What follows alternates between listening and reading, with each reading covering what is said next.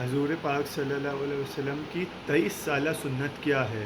جو لگاتار 23 سال آپ صلی اللہ علیہ وسلم کرتے رہے، فرماتے رہے؟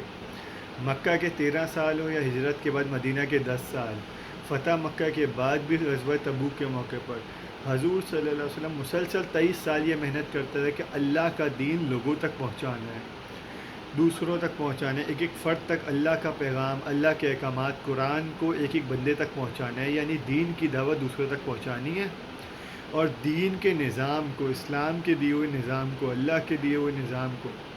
اسلام کے دیے ہوئے اکنامک سسٹم کو، اسلام کے دیے ہوئے سوشل سسٹم کو، اسلام کے دیے ہوئے پولیٹیکل سسٹم کو، اسلام کے دیے ہوئے جوڈیشل سسٹم کو، خلافت کے نظام کو پوری دنیا پر قائم اور نافذ کرنے کی کوشش کرنی ہے۔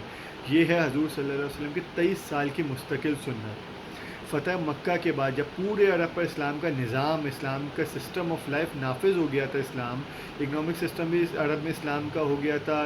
سوشل سسٹم بھی اسلام کا ہو گیا تھا، پولیٹیکل سسٹم بھی اسلام کا ہو گیا تھا، جوڈیشل سسٹم بھی اسلام کا ہو گیا تھا، اس کے بعد بھی غزوہ تبوک حضور صلی اللہ علیہ وسلم کی زندگی میں ہوا۔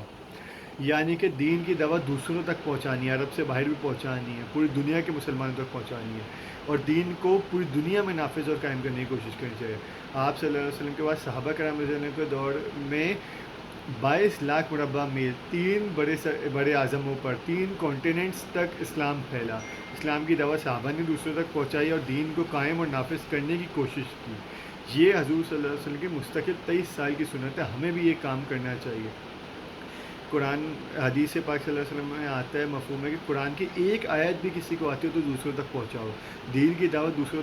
تک پہنچانا، ایک ایک شخص کو دعوت دینا، اللہ سے جوڑنا، اللہ کے حبیب صلی اللہ علیہ وسلم سے جوڑنا، اسلام سے جوڑنا، یہ ہم سب کی ذمہ داری ہے، دین کی دعوت دوسروں تک پہنچانا، اور پھر دین کو پڑھنا، سیکھنا، سمجھنا اور اس کو نافذ کرنے کی اپنے ملک میں کوشش کرنا ہم سب پر فرض ہے۔ قیامت کے دن اس کے متعلق پوچھا جائے گا۔